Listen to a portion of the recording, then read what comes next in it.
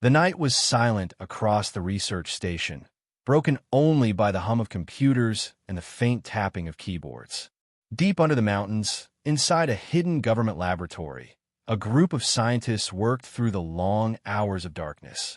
At first, everything seemed normal. The readings from seismographs showed their usual pattern of small earthquakes across the globe. But then one strange signal appeared, different from anything they had ever seen before. It was not sharp like an earthquake or slow like volcanic movement. It was rhythmic, almost like a heartbeat. Dr. Emily Carter, a young scientist known for her sharp instincts, leaned closer to the monitor. Her eyes narrowed as she listened to the repeating pulse through the speakers. It was deep, powerful, and disturbingly regular. "This is no natural signal," she whispered, but her colleagues laughed softly, brushing it off as interference. Yet Emily could not ignore it. The signal grew stronger every hour, rising and falling like the breath of something alive. Days passed, and the pulse continued, spreading across more stations worldwide. Soon reports came in from Europe, Asia, and the Arctic.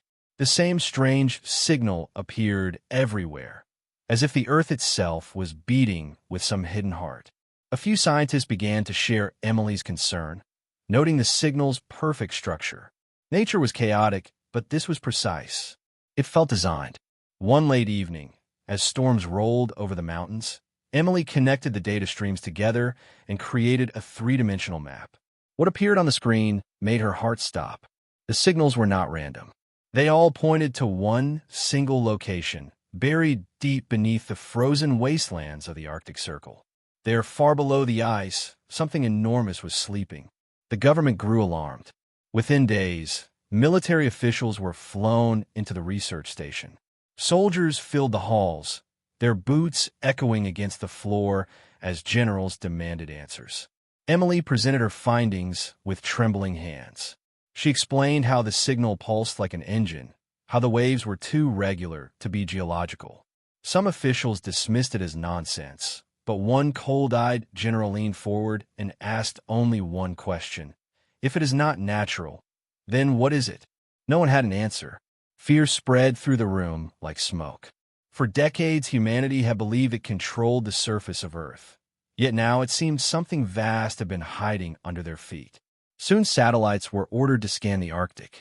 They revealed strange heat patterns beneath the ice, as if some giant machine had begun to wake from a long sleep. To confirm it, drones were sent into the frozen tunnels. The cameras shook as they descended deeper, frost cracking off the walls, signals breaking in and out. Then, for a single moment, the feed cleared. The scientists gasped in shock.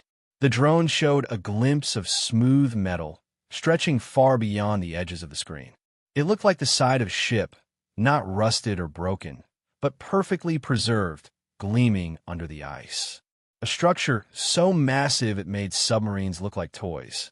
Before the drones could scan more, the signal cut off. The drones were gone. The discovery leaked out.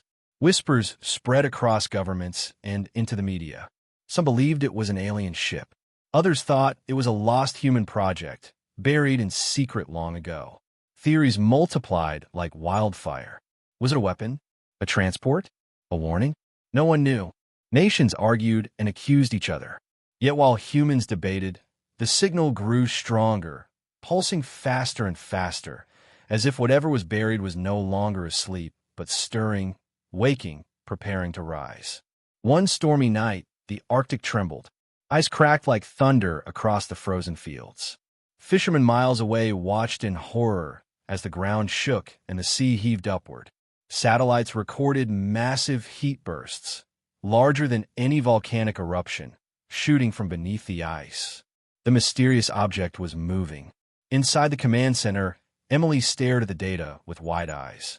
The pulses had changed. They were no longer simple beats. They had become a pattern, like a coded message. She slowed it down, studied it, and her blood ran cold. It was not random at all. It was language. Someone, or something, was trying to speak. When she translated the first fragments, her hands began to shake. The message was short, but clear. "We are awake." Those words spread through the base like fire. Soldiers loaded their weapons, alarms blared, and generals shouted orders. Some wanted to destroy the site before it fully rose.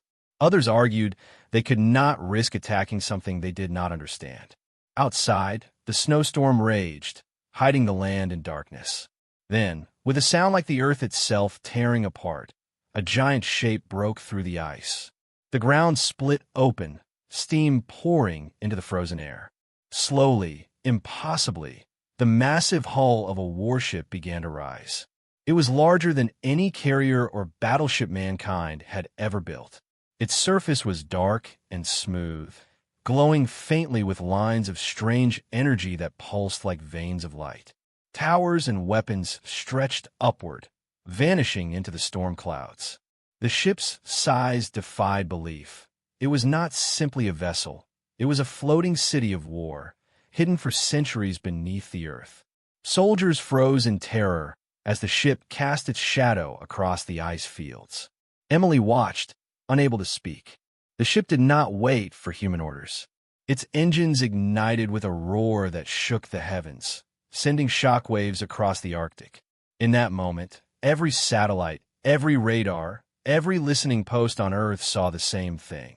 A colossal supercarrier was awakening beneath their world. And no one, no scientist, no general, no government, had ever known it was there. The question that filled every mind was the same. If this warship was built for humans, why had it been hidden? And if it was not built for humans, then who was it waiting for? The signal continued, now echoing across space, louder than ever before. Humanity realized too late that they were not the only ones listening. Far above Earth, in the silent darkness, something else stirred in response to the call. And deep within the awakened ship, lights flickered in its vast interior, as if waiting for someone to step inside and claim the command it had been saving for ages. The world stood still, trembling on the edge of a secret that was never meant to be uncovered. The world was in shock after the great warship revealed itself from beneath the ice, and yet no one understood what it truly was. Governments tried to control the news, but blurry images and shaky videos recorded by soldiers in the Arctic had already leaked onto the internet. Millions of people saw the massive hull rising out of the frozen ground, glowing with strange light, and debates filled every corner of society. Some claimed it was proof of ancient aliens who had visited Earth long before humans walked upon it. Others believed it was the final secret weapon of some forgotten empire. But deep inside hidden command centers, far from the eyes of the public, scientists and generals worked restlessly to uncover the truth. Emily Carter had barely slept since that night. She sat before her screen, replaying the signal again and again, studying the pulse patterns. Every time she slowed it down, she discovered more fragments of language hidden in the beats, almost as if the ship was not only alive but trying to speak.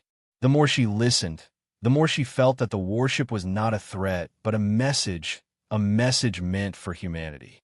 Her superiors disagreed. To them, the ship was a weapon, and weapons could be either controlled or destroyed. In the frozen wasteland of the Arctic, military convoys surrounded the area where the ship had risen. Giant floodlights illuminated the surface of the hull, revealing patterns and designs no human engineer could explain. The ship's dark metal seemed to drink the light, glowing faintly as if powered from within. Engineers drilled at the surface, trying to take samples, but their strongest tools could not even scratch it. The material was harder than diamond, stronger than steel, completely alien. Frustrated, the generals authorized a new plan: send a team inside. They had found a single opening near the base of the ship, a vast ramp-like structure that had begun to lower slowly into the ice after the ship awakened. It was wide enough to swallow tanks, yet silent and smooth, as if inviting them in. Emily was chosen to go with the team, not as a soldier, but as a scientist who understood the strange language of the signals. She felt fear as she boarded the armored vehicle that would take them inside, but she also felt a pull, a strange sense that this was something she was meant to see. The vehicle moved slowly across the ice, headlights shining against the towering walls of the ship. The soldiers inside gripped their rifles tightly, eyes darting at every sound. The ramp led them into darkness, but the moment they crossed the threshold, the walls lit up with soft blue light, as if the ship itself sensed their presence. The soldiers whispered nervously, their voices echoing in the vast chamber. Emily stared in awe. The interior was like no structure she had ever seen. The walls seemed alive, shifting slightly as if breathing. Strange symbols glowed faintly along the surface, patterns that matched the pulses she had studied for weeks. The deeper they moved, the more the symbols brightened, spreading across the walls like veins of light. "It knows we are here," Emily whispered, her voice trembling. The deeper they traveled, the stranger it became. The corridors stretched endlessly, bending in impossible angles, yet somehow guiding them forward. The air was breathable, warm even, though no vents or machinery could be seen. At one point, they passed through a chamber so vast it felt like standing inside a cathedral, with towering pillars of glowing crystal that hummed softly. When Emily touched one of the crystals, it vibrated gently under her hand, and the signal in her earpiece changed, shifting into a higher tone as if acknowledging her touch. The soldiers pulled her back quickly, afraid of what might happen, but she knew the ship was aware of her. It was listening. At last they reached a room unlike any they had seen before. A circular chamber filled with strange chairs and control panels, all glowing faintly with light. But the most shocking detail was that the chairs were built for humans. They were not alien shapes, not monstrous or bizarre. They were designed perfectly for the human body, waiting for someone to sit down. The soldiers froze in disbelief. This could not be alien. This was built for them, for humanity. But by whom and when? Emily approached slowly, her hand hovering over one of the panels. The lights grew brighter at her presence, symbols shifting rapidly across the surface as if greeting her. Her heart pounded in her chest. "This ship was waiting for us," she whispered. The generals watching through the camera feedback at the command center erupted in arguments.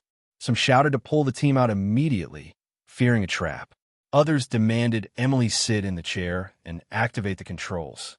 One man, a powerful general, insisted that whoever commanded this ship would control the future of Earth.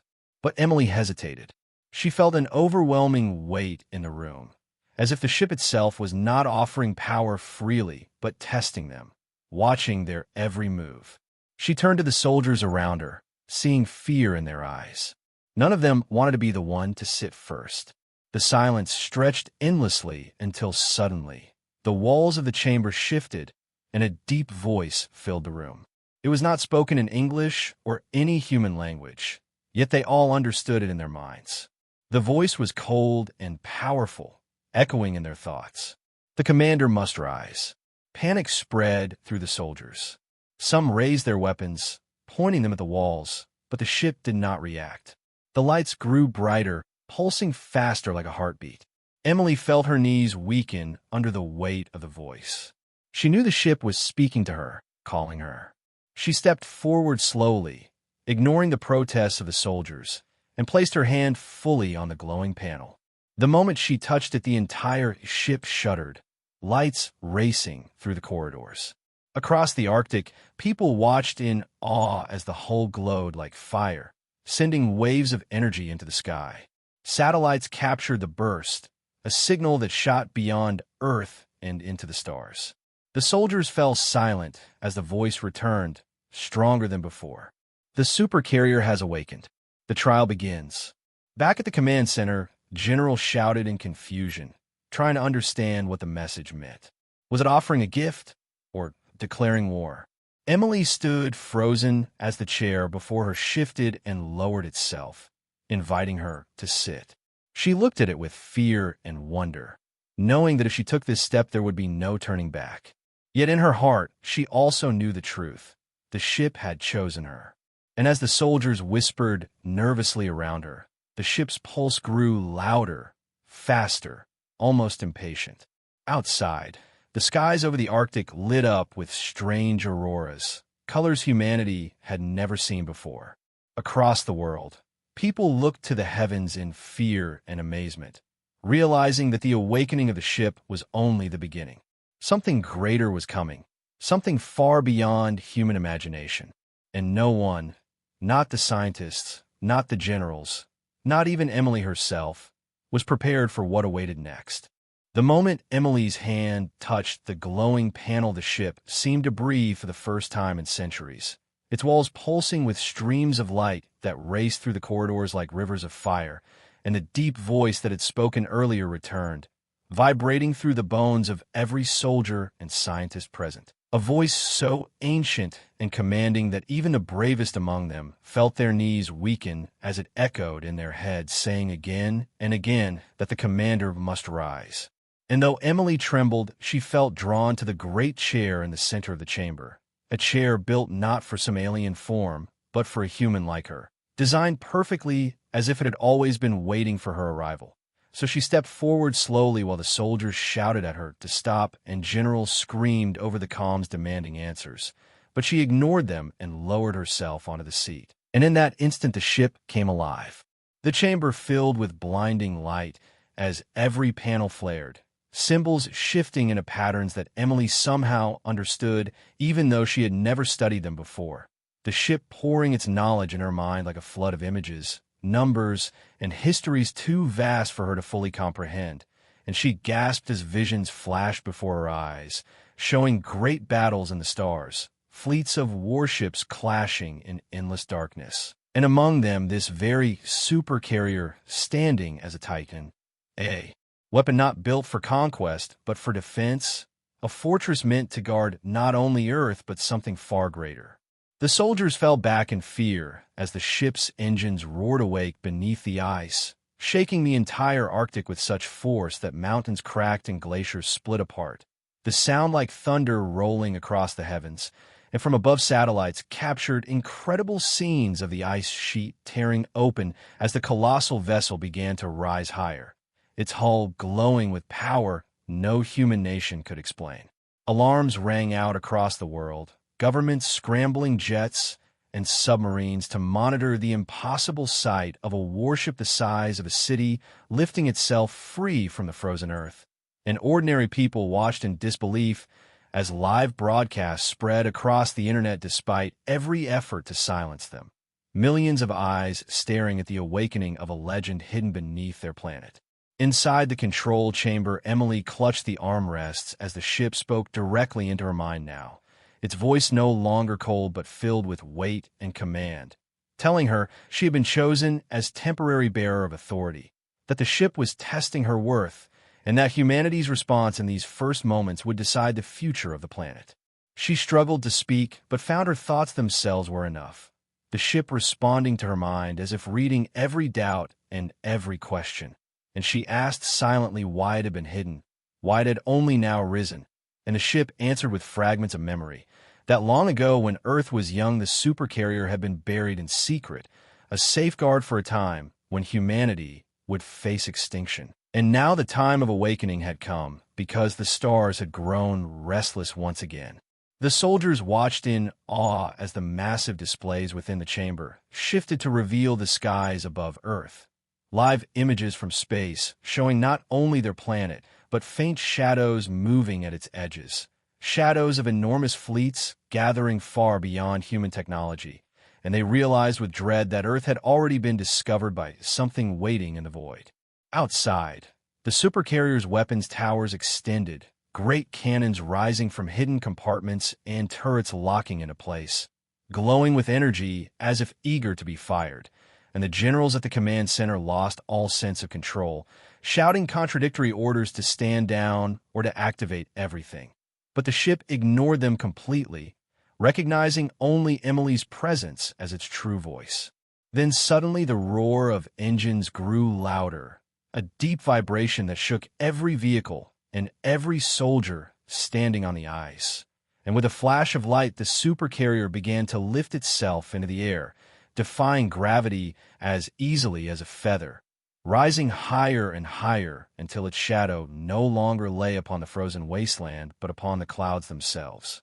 Across the world, people lifted their heads to the sky as news reported a glowing city-sized vessel ascending from the Arctic, its lights blazing through the storm, and fear mixed with awe in every human heart as they realized nothing like this had ever been seen before in all of history. Inside the chamber, Emily felt both power and terror, the ship connecting her mind to every system, letting her feel the thrum of engines, the charge of weapons, the vast storage bays filled with machines she could not even name, and most frightening of all, the silent awareness of something waiting beyond Earth, watching closely, perhaps even approaching faster now that the ship had awakened. The soldiers pleaded with her to shut it down, to stop whatever she was doing, but she knew instinctively it was too late. The awakening could not be reversed. The ship was alive again, and it would not return to its grave beneath the ice. The voice returned one final time in that moment, echoing like thunder through her mind and through the very metal of the ship, declaring in words that filled every corner of the chamber and every heart present: the awakening is complete. The test begins. Humanity must prove itself. The words chilled her to the core because she realized this was not simply about her, nor about the soldiers or the general shouting orders. This was about the entire human race, a trial that would determine whether they were worthy to command such power, or whether the ship would turn away and perhaps even judge them unfit to survive. And as the Supercarrier pierced through the clouds, engines blazing brighter than the auroras above the pole, a silent signal was sent into the darkness of space, a beacon that carried across the stars, announcing that Earth was armed once more, announcing that humanity was ready, or at least believed it was, and somewhere far away beyond human sight, something stirred in response, listening, preparing, waiting for the moment to arrive when the true test would begin. The world was never the same after the awakening of the Supercarrier. For the moment, its colossal form rose from the Arctic and lit the skies with its alien glow. The illusion of human control shattered forever, and no government could hide the truth no matter how hard they tried, because the images were everywhere, captured on phones, drones, satellites, and streamed across every screen on the planet, spreading faster than any official statement could stop, and ordinary people across nations stared in shock, fear, and wonder at the sight of a flying city-sized warship defying gravity, as if the laws of nature meant nothing to it. Panic erupted in cities, crowds gathering in the streets to watch the skies, some kneeling in prayer, believing the end of the world had come, others raising banners declaring it was the dawn of a new age, while conspiracy groups shouted that their warnings had finally been proven true, and across the media, news anchors struggled to speak calmly, while their voices trembled, because they too had never seen such a thing. Governments scrambled to respond, emergency meetings filling underground bunkers as leaders screamed at one another over secured lines, demanding to know who had built it, who controlled it, and whether it was a weapon pointed at them or a gift to be seized.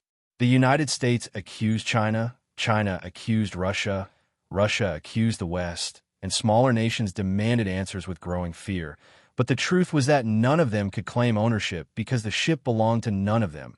It belonged to something older and larger than any human flag. In the Arctic, military forces from different nations clashed with words and threats, their fleets circling the frozen seas, submarines stalking one another under the waves, and fighter jets roaring across the skies in a tense display of power. But none dared fire a shot for fear of provoking the awakening giant above them, a vessel so vast that even their combined weapons seemed meaningless. Inside the control chamber, Emily Carter sat frozen in the commander's chair, her mind connected to the ship in ways she barely understood, feeling its pulse like a second heartbeat inside her chest, sensing its vast power waiting for her command, but also sensing its cold judgment, as if the ship itself were testing her resolve, watching to see whether she would use its strength wisely or let fear consume her. The generals shouted through the comms, ordering her to surrender control, demanding she step away from the chair, some even threatening her life if she refused, but the ship ignored them all, recognizing only her thoughts, answering only her questions, and she realized with dread that the world's leaders were powerless, that this ancient warship would choose its commander and no one else could force its loyalty. As the ship floated high above the Arctic clouds, its shadow stretched across nations, satellites capturing every detail of its massive hull, every glowing tower and weapon, and the data streamed to analysts who quickly realized its scale dwarfed anything humans had ever built, its firepower beyond even the combined fleets of Earth, and that knowledge spread among leaders like poison, breeding both fear and envy. Because whoever commanded the supercarrier would not just defend their nation, but rule the planet.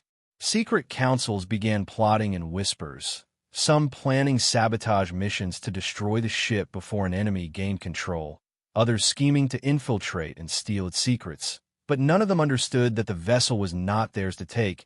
It was not a treasure for thieves. It was a guardian waiting for the right voice, and the wrong move could awaken its wrath. Meanwhile, the people of Earth reacted in their own ways, some falling into despair, believing humanity was now at the mercy of forces far greater than themselves, while others were filled with pride, declaring that if this ship was truly built for humans, then it meant their ancestors had been part of something cosmic and extraordinary, a hidden destiny buried beneath their feet all along. Across the internet, debates raged endlessly, some calling it a divine arc, others claiming it was a doomsday weapon, and millions glued their eyes to the live feeds showing the supercarrier drifting silently above the clouds, glowing like a second sun in the sky. In cities around the world, riots broke out as fear overwhelmed order, supermarkets emptied, streets filled with chaos, while in other places great gatherings formed, people praying under the open sky, lighting candles, and chanting for peace, for guidance, for someone to step forward and tell them the truth. Inside the ship, Emily asked questions, her voice trembling as she tried to understand, demanding to know why it had awakened now, why it had chosen her, and what the test truly meant, and the ship's voice answered in riddles, telling her that the stars were no longer silent, that ancient watchers had stirred again, and that Earth would soon be judged not by its weapons, but by its unity. And Emily's heart sank because she knew the world was not united. It was divided and suspicious, and she feared humanity would fail the trial before it had even begun. Yet the ship did not abandon her, instead showing her visions of possible futures, some filled with destruction and ruin, where nations tore one another apart, while alien fleets descended from the stars, and others filled with hope, where humanity stood together, guided by the strength of the supercarrier, resisting whatever darkness was coming. She realized with horror that her choices now could tilt the balance, that her voice, a single scientist who once studied signals in silence, might shape the fate of the entire species. As night fell across the globe, the ship sent out another pulse, a blinding wave of light that washed across the sky, visible from every continent, a signal so powerful it disrupted communications, shut down satellites, and made the auroras dance in colors no one had ever seen. And in that moment, every person on Earth looked upward, their breath caught in their throats, as if the world itself had paused to listen. The ship's voice thundered once more, not just in Emily's mind, but in the minds of millions, a deep command that echoed like thunder in every human heart. Humanity must choose. People fell to their knees, soldiers dropped their weapons, leaders froze in shock, and Emily wept in her chair because she understood that the awakening was no longer a secret hidden in the Arctic. It was now a global revelation, and the entire species had been called to answer. And far above, at the edge of the solar system, unseen by all but the most sensitive instruments, shadows shifted in response to the signal, vast shapes turning their attention toward Earth. Ancient enemies who had waited in silence now stirred awake, preparing to meet the world that had dared to raise its voice once again, and the true test was about to begin. The world trembled under the shadow of the awakened supercarrier, and yet the greatest secret of all was still hidden deep within its core, waiting to be uncovered, and Emily Carter could feel it pressing against her thoughts as she sat in the commander's chair, the vessel alive around her, its vast systems humming with power that seemed limitless. But though the soldiers demanded answers and the generals shouted through the comms for control, the ship cared for none of them. It responded only to her, whispering fragments of knowledge into her mind, fragments that hinted at a truth more terrifying and magnificent than anything humanity had imagined. She struggled to hold the flood of images the ship shared with her, visions of ancient builders who had walked the earth long before modern history. Beings who looked human, yet carried technology so advanced it seemed like magic, and they had left behind this ship as a guardian, a weapon, a fortress hidden beneath the planet. Not for themselves, but for their distant descendants who would one day face the same threat they had once battled in the stars. Emily gasped as she realized the ship was not alien at all, at least not in the way the world believed. It was human, older than nations, older than empires, a relic of humanity's forgotten age, and the signal it had broadcast across the globe was not merely a warning, but a message written in the deepest code of human existence itself. The patterns she had studied for weeks suddenly made sense. They matched fragments of human DNA. The ship had been designed to recognize its rightful heirs not by language or culture, but by blood. And that was why the chair had accepted her, why the vessel had listened only to her voice, because she carried within her the key every human possessed. When she whispered this truth to the soldiers around her, they stared in disbelief, unable to comprehend. But the ship confirmed her words with glowing symbols that matched sequences of human genetics, projecting them into the air for all to see. And slowly their resistance turned to awe as they realized the vessel belonged not to one nation, but to the entire species, a gift buried for humanity's survival. Though whether it was a gift or a curse, no one could yet decide. Back at the command centers around the world, scientists raced to decode the signal themselves. And when they too realized its connection to DNA, shock rippled through the halls of power, because it meant the ship recognized every human as part of its lineage. And suddenly the general's dreams of ownership collapsed into bitter fear, for no country could claim what belonged to all. Yet envy and suspicion spread faster than truth, and whispers of betrayal filled the air, some leaders declaring that if they could not control the ship, then it must be destroyed before their enemies gained it, while others plotted quietly to seize Emily herself, believing that by capturing her, they might bend the vessel to their will. Emily, unaware of the full scale of the plots forming beyond the Arctic skies, continued to explore the ship's mind, guided by the voice that spoke to her with calm authority, revealing chambers she had not yet seen, showing her hidden rooms filled with strange devices and sleeping machines, thousands of drones that resembled metal warriors, silent and still, but ready to awaken at a command, their glowing eyes dim for now, yet promising great danger if unleashed. She passed through vast hangars where entire fleets of smaller craft rested, their sleek designs unlike anything humanity had built, ships meant to travel not just across Earth's skies, but through the void of space itself. And she felt her heart tremble at the realization that this supercarrier was not built only for defense of the planet. It was meant to carry war across the stars. Yet the ship did not boast or threaten. Instead, it showed her the purpose carved into its core: to protect Earth from a returning enemy, a foe that had once brought fire upon the builders of this vessel, a foe that had been defeated but never destroyed, a foe that would one day return when humanity was least prepared. That day, the ship warned, was coming soon.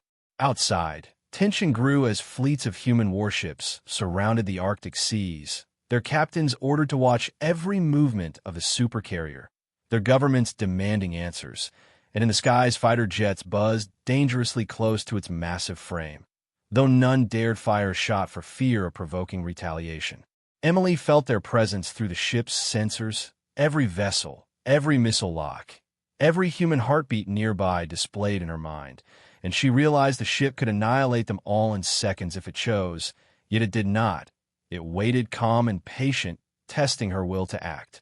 The voice whispered again, this time more direct, telling her that humanity stood at a crossroads, that they could unite as one and claim the destiny the builders had left behind, or they could fight among themselves and be consumed by the darkness returning from the stars. And as those words echoed in her mind, she felt the weight of the entire species pressing on her shoulders. She called out to the generals still watching through the feeds, her voice clear but trembling, telling them the truth that the ship was humanity's legacy, that no one could own it, that it was a fortress for all Earth, But her words were met with angry shouts, accusations of lies, threats of force, and she realized they were too blinded by greed and fear to understand. Still, the ship listened to her. The ship believed her voice, and she knew that if humanity was to survive, she would have to guide them even if the leaders of the world turned against her. At that moment, alarms rang through the ship, its systems flaring with sudden energy, and Emily's vision shifted to the stars as the displays lit up with images of something moving at the edge of the solar system. Vast shapes cutting through the void, too far for human satellites to detect, but perfectly clear to the carrier's ancient sensors. And she saw them. The enemy, the threat the builders had feared, the shadows returning at last. She gasped, her breath stolen by the sight of the approaching fleet, so massive it seemed to blot out the stars. And the ship's voice whispered one final truth that chilled her to the core. The signal that had awakened the Supercarrier had also been heard beyond Earth, and now the enemy knew humanity was awake again, and they were coming to see if the children of Earth were ready to survive the fire that once destroyed their ancestors. Emily's hands tightened on the armrests as she looked at the glowing displays, fear and determination mixing inside her heart. For she understood that the secret buried in the Arctic was not only the truth of the past, but the warning of the future. And the time to choose was ending fast, because soon the skies would burn, and only the united strength of Earth's hidden guardian could decide whether humanity lived or died. The discovery of the enemy fleet moving at the edge of the solar system spread like a hidden fire among the highest levels of command, though the public was not yet told. And while leaders argued over what to do, the Supercarrier itself continued to prepare in silence, its massive systems awakening deeper with every hour, corridors glowing brighter, engines humming with more power. And Emily Carter sat in the commander's chair with her mind bound to the ship's will, sensing everything around her in ways no human had ever experienced. Yet she was only one person, and the vessel was too vast to be guided by her alone. And so the voice of the ship gave her the next step, commanding that a boarding mission be launched, a chosen crew brought inside to learn its secrets and to bond with its systems. For the ship could not be operated by one mind, but by many working together. When she relayed this to the generals watching through the comm feeds, they resisted fiercely, some insisting that their own soldiers be chosen, others accusing her of trying to create a private army. But the ship itself made the decision, opening several great hangar doors along its hull and lowering ramps of glowing metal that extended outward like invitations, the light shining across the ice fields. And in that moment, the world realized the ship was calling for humans to enter whether governments agreed or not. A team was quickly assembled under heavy tension. Soldiers, scientists, engineers, and pilots drawn from different nations, their faces grim and uncertain as they were ordered into armored transports that rumbled across the ice and toward the shining ramps of the awakened Titan.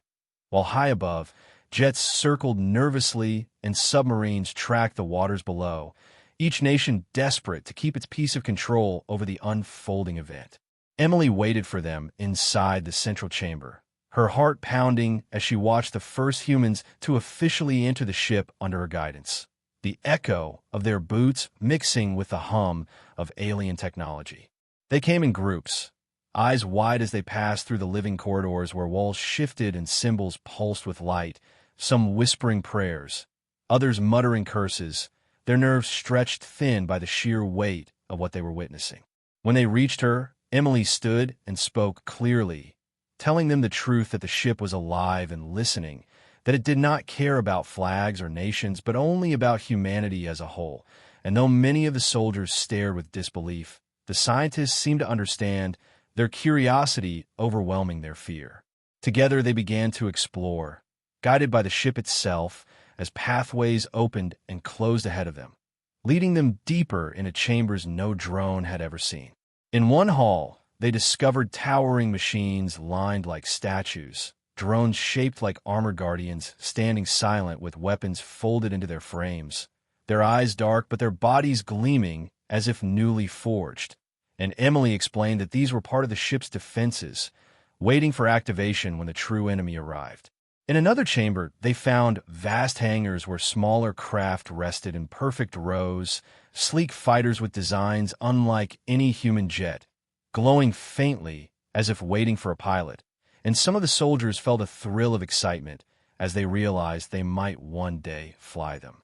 But the deeper they went, the stranger it became, for the ship seemed alive in every way, the walls breathing with pulses of light, the air fresh and warm though no machines kept it so, and in some rooms whispers echoed faintly as if the voices of the builders still lingered in the metal itself.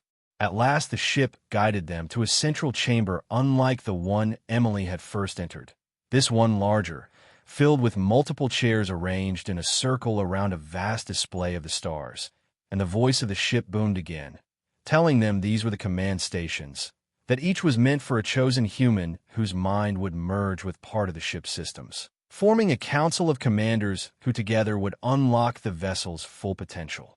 The soldiers grew tense at the idea of surrendering themselves to an alien machine, some gripping their weapons tighter, but the scientists leaned forward eagerly, unable to resist the chance to touch what no human had touched in millennia. Emily reassured them, reminding them the ship had not harmed them, that it had accepted humanity's bloodline as its own, and slowly, hesitantly, one by one, a few stepped forward and placed their hands on the glowing panels of chairs.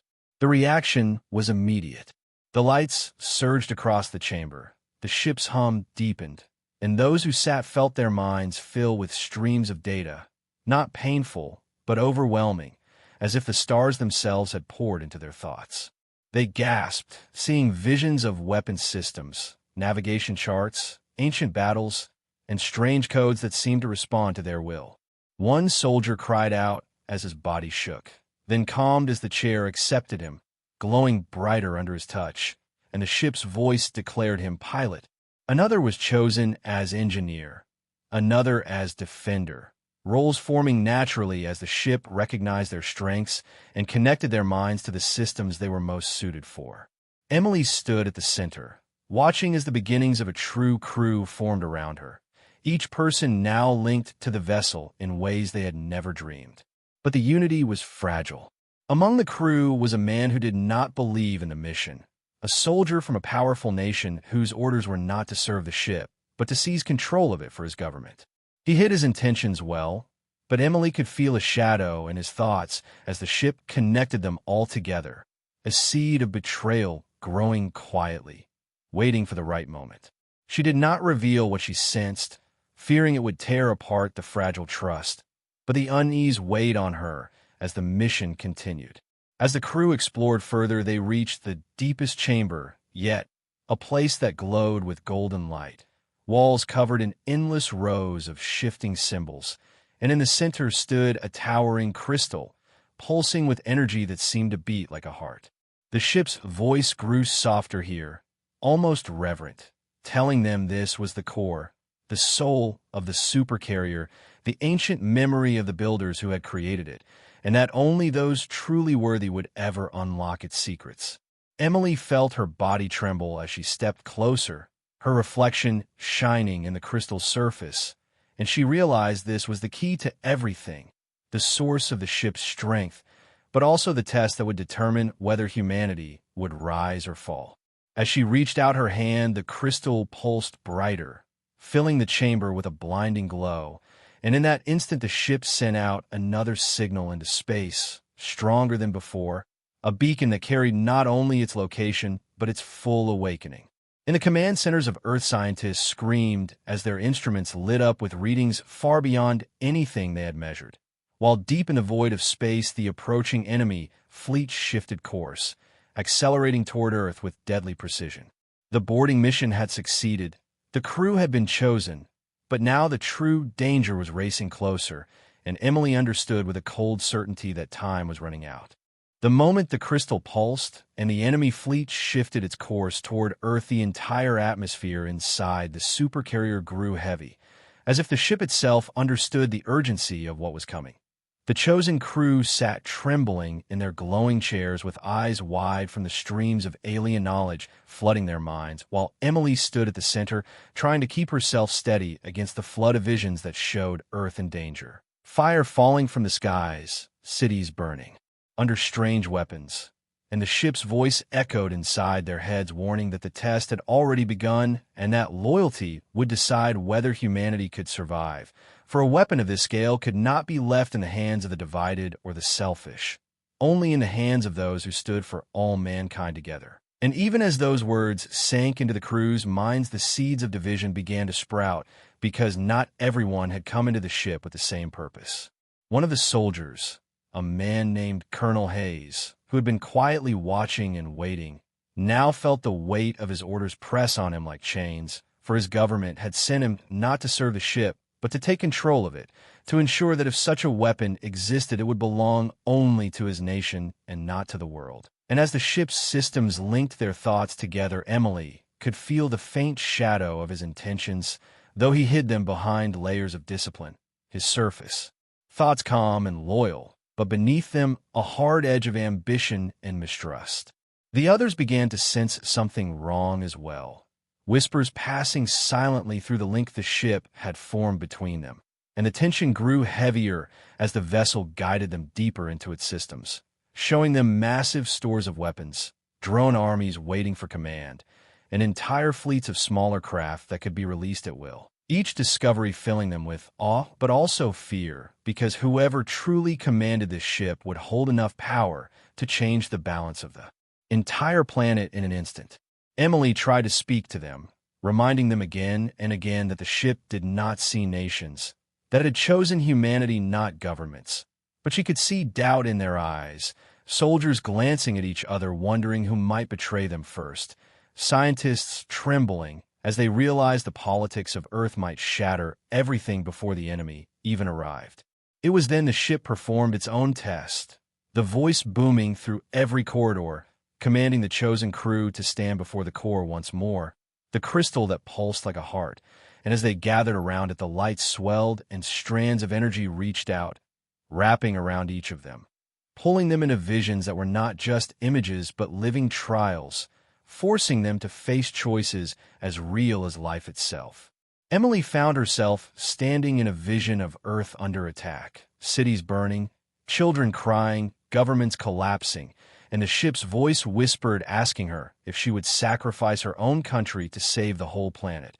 And though the choice tore her soul, she answered yes, knowing humanity mattered more than borders, and the vision faded, leaving her breathless but stronger. Others faced their own trials, some being asked if they would hand over control to rivals. Others asked if they would fight for strangers they had been taught were enemies. And while many passed with heavy hearts, there were those who faltered. Among them, Colonel Hayes, who in his vision was given a simple choice: share the ship's power with the world or seize it for his nation. And he chose to seize it, his voice filled with defiance as he declared no one else was worthy. The ship did not punish him immediately. Instead, it let the vision fade and return them all to the chamber. But Emily felt the cold shift in the link, a fracture forming between them. And when she turned to Hayes' eyes burned with suspicion, as if daring her to accuse him, and she realized the test had not only revealed loyalty, but also exposed betrayal. And now the danger was not just the enemy in the stars, but division within their own ranks. Still, the ship pressed forward, guiding them to stations where they would learn to wield its power, showing them how to activate defense grids, launch fighters, and channel energy into the massive cannons that could tear apart entire fleets.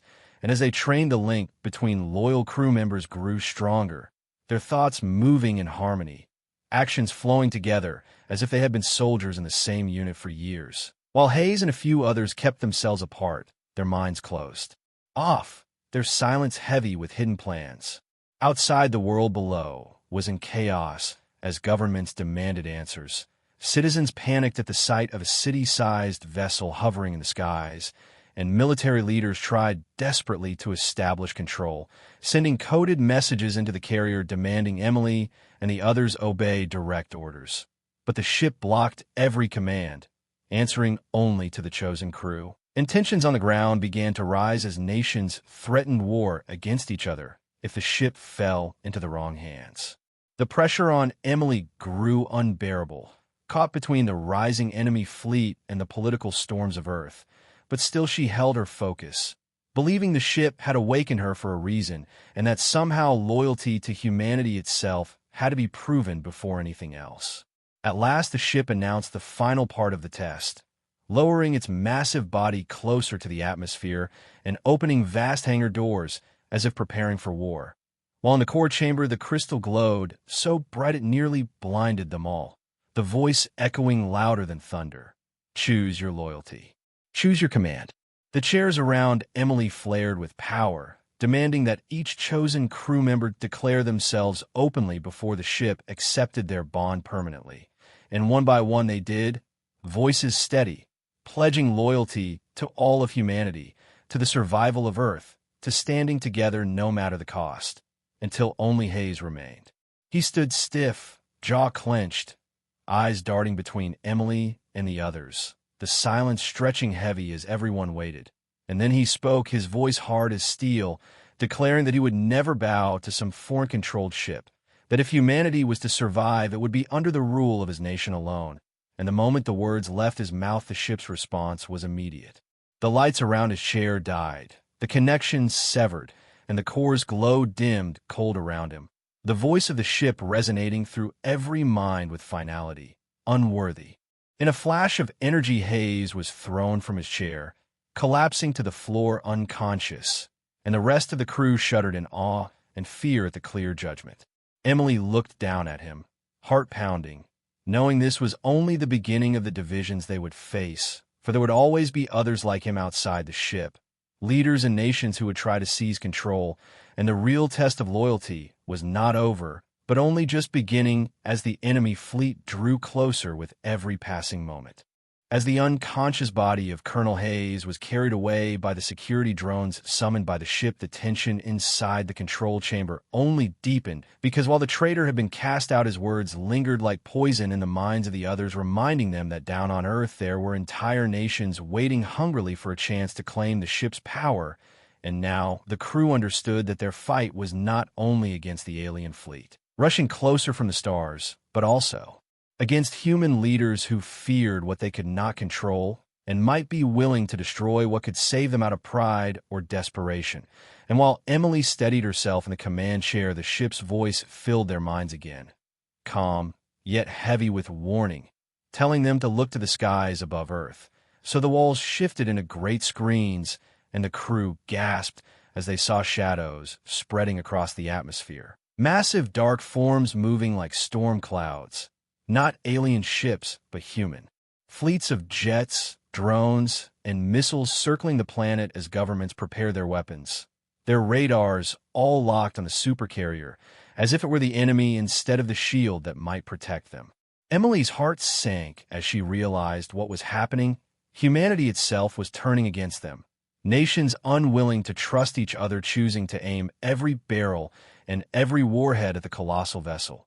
And worse than that, broadcasts began to fill the screens, showing leaders speaking to the world, their voices sharp with fear and anger, some declaring the ship belonged to them alone, others calling it a global threat that had to be destroyed before it destroyed them, and millions of ordinary people watching those broadcasts trembled, not knowing if the Supercarrier was truly a savior or the herald of doom.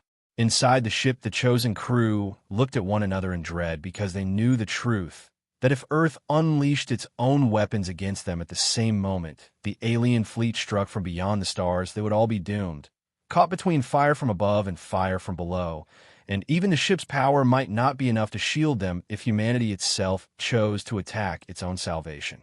The crystal pulsed harder, as if the ship itself felt the growing chaos, and Emily heard the whisper of its voice inside her mind, softer now, but urgent, telling her that this was part of the trial, that shadows had always lived in the hearts of men, and that before humanity could face the enemy beyond the stars, it must face the mistrust within itself. But she did not know how to heal such wounds when time was so short and destruction loomed so close.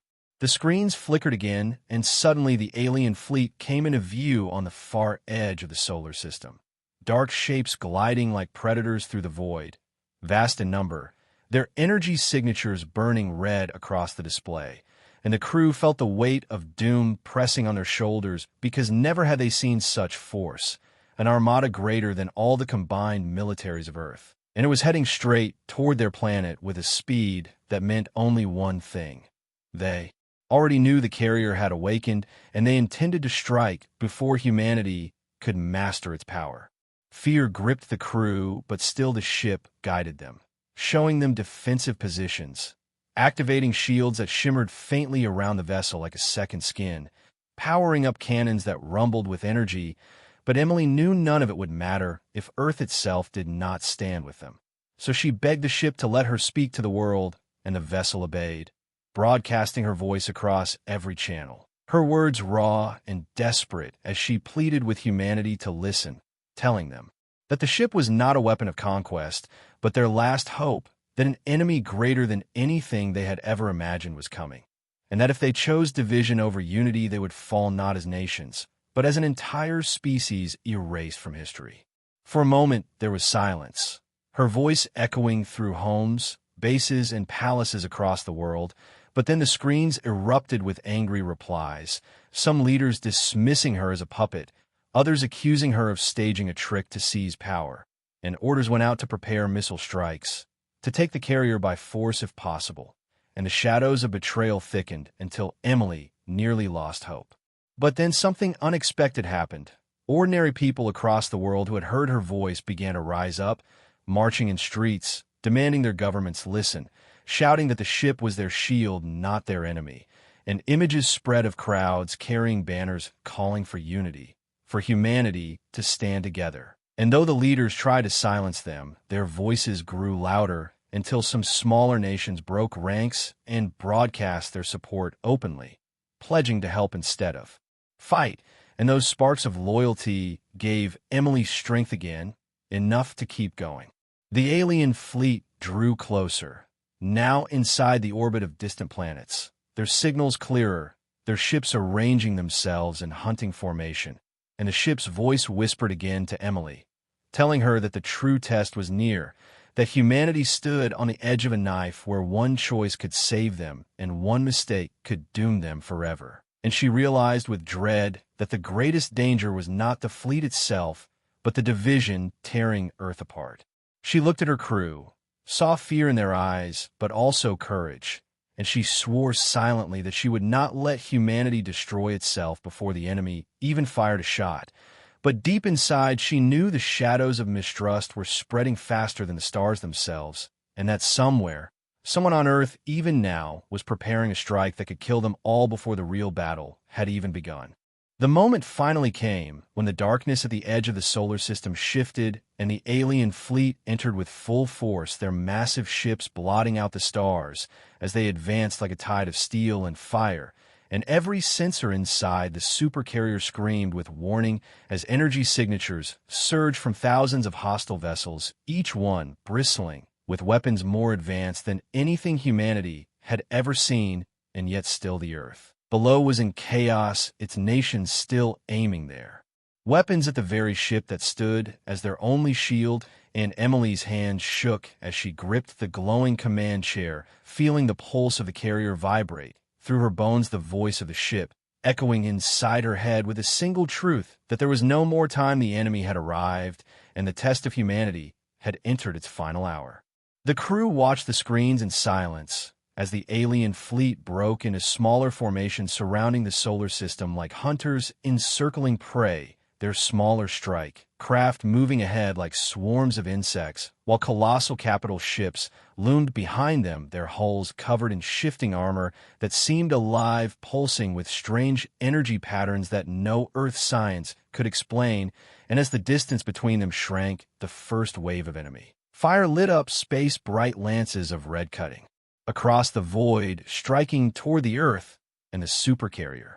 Emily shouted for shields, and the ship responded instantly, massive barriers of shimmering light expanding outward, absorbing the deadly beams with thunderous vibrations that shook the entire vessel, but held strong for now, though the energy readings showed the enemy's weapons could burn through given enough time.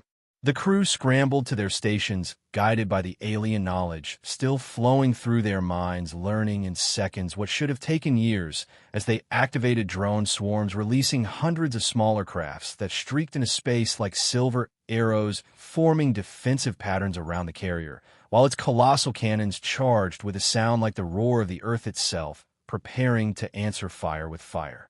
For a moment, awe replaced fear as they watched the carrier unleash its first strike beams of blue energy, slicing through space faster than sight. And when they struck the enemy fleet, 3 of the alien warships exploded instantly, their hulls ripped apart in glowing fragments, spinning into nothing, and the crew cheered. But the celebration was short as sensors flared with new signals, the aliens adapting their formation, spreading wider, and returning fire. With even more fury, entire waves of missiles, glowing like falling stars, streaking toward Earth, and Emily felt her chest tighten as she realized they were no longer the only target. The planet itself was now under attack.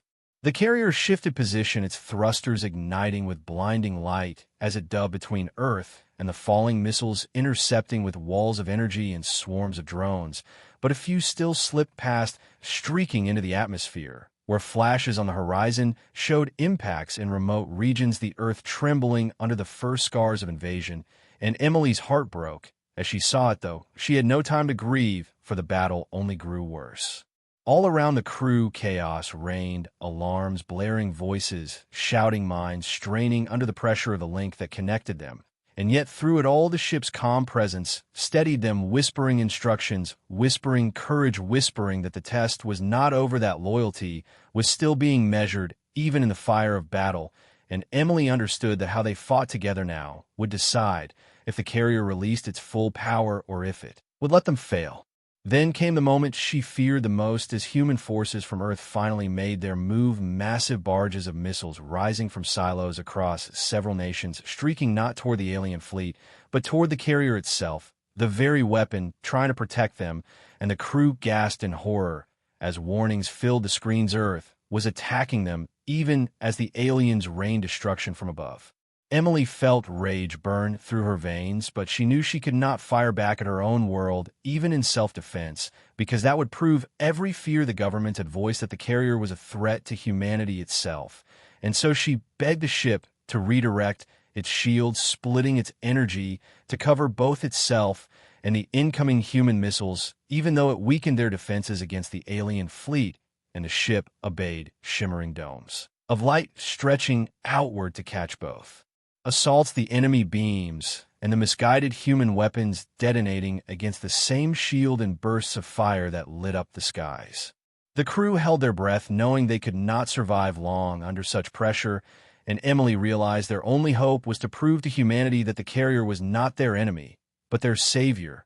And so she ordered the ship to project the battle live to every screen on Earth, showing the world the truth, with no lies, no governments in the way, only the raw sight of the alien armada bearing down on them, and the carrier standing between them and total annihilation. And as the images spread across the globe, millions of eyes watched in silence, ordinary people seeing with their own eyes what words had failed to convince, and slowly the tide of public opinion shifted, fear turning into awe, anger turning into hope, and voices rising once again, demanding unity, and this time louder than before.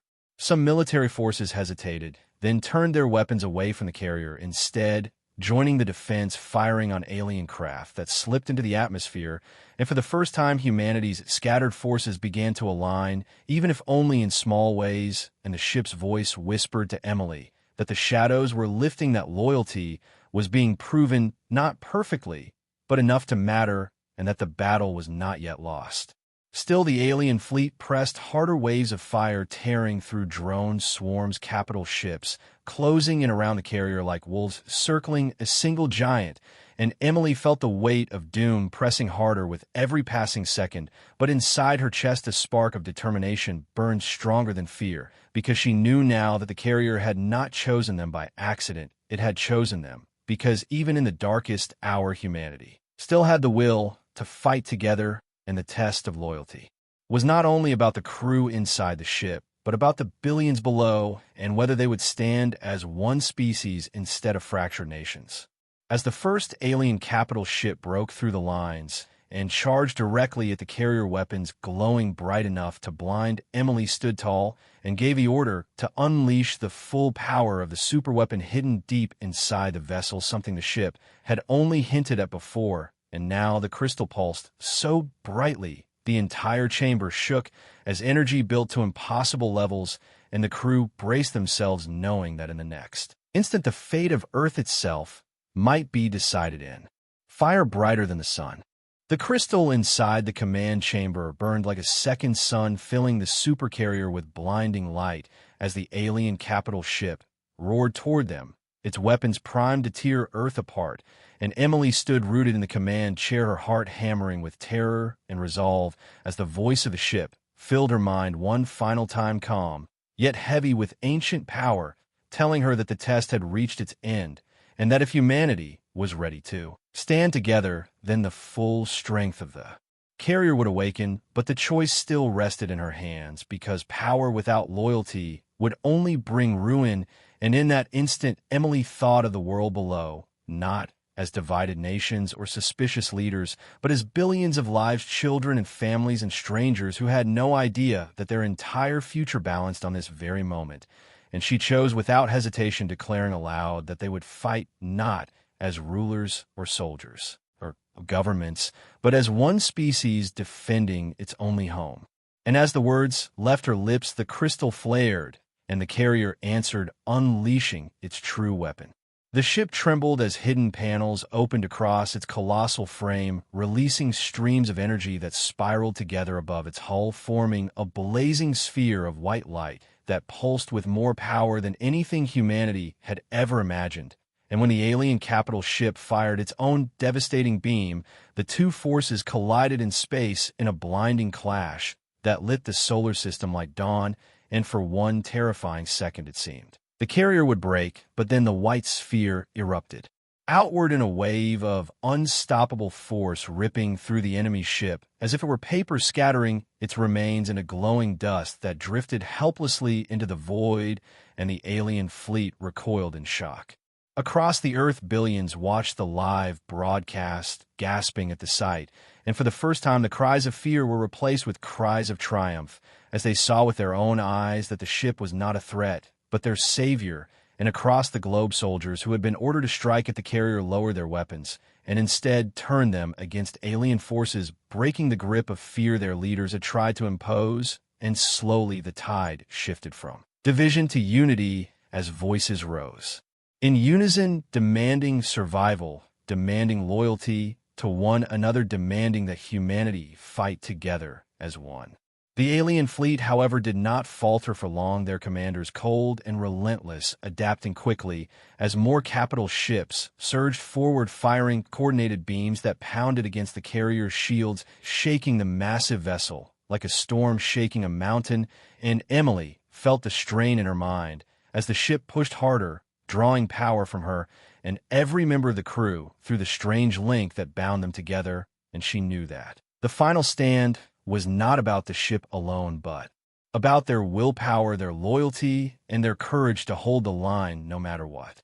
The crew shouted orders to one another, drones swarming faster, cannons blazing brighter, interceptors diving headlong into enemy formations, sacrificing themselves in explosions of light that tore apart alien squadrons.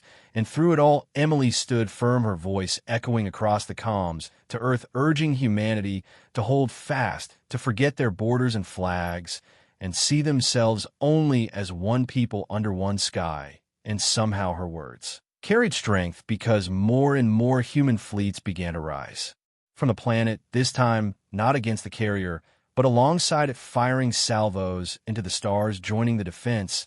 And for the first time, the alien invaders found themselves facing not one ship, but an entire planet awakened in unity. Still, the price was terrible. Earth shuddered under the rain of fire, cities, scarred landscapes, burned oceans boiling where stray beams struck, and in orbit, countless human ships were torn apart by the enemy's superior weapons. But each sacrifice bought time, each fallen soldier added weight to the growing wall of resistance. And Emily felt tears sting her eyes as she realized humanity was finally proving itself not perfect, not without fear or betrayal, but strong enough to rise when it mattered most. The alien commander, sensing the shift, made one last desperate gamble, gathering their remaining capital ships into a single formation and charging at the carrier, determined to break through and crush the heart of Earth's defense. And Emily knew this was at the true final stand, the moment that would decide everything, and she reached deep into the bond with the crystal, feeling its endless energy humming, waiting for her command. But she also felt its warning that using the full weapon again would not only destroy the enemy, but also consume the carrier itself, perhaps even the crew. And for a heartbeat, she hesitated, torn between survival and sacrifice. But then she saw the faces of her crew, each one steady and resolute, ready to give everything. And she realized that loyalty was not about saving themselves, it was about saving everyone else. So she gave the command without fear. The crystal howled with energy, the ship vibrating so violently it felt as if it would shatter, and the sphere of light began to form once more, brighter than before, swelling larger until it outshone the stars themselves. And as the alien fleet closed in, their weapons lashing out in fury, Emily whispered one final vow to herself and to humanity that no matter the cost they would endure, and the sphere erupted, expanding in a wave of searing brilliance that swallowed the enemy ships one by one, disintegrating their hulls, ripping apart their formations until the entire invading armada was gone, erased in silence, leaving only drifting fragments glowing faintly like ashes on the wind. Then silence fell, the light fading, the battlefield empty, and the crew slumped in exhaustion, barely conscious as the carrier drifted in orbit, its systems failing one by one, the crystal dimming after pouring out its last reserves. But the Earth below still turned unharmed, still alive, and the skies were clear of enemies. Across the planet, cheers erupted from billions of throats, tears falling as they realized they had survived, not because of one ship alone, but because they had finally chosen unity and loyalty when it mattered most.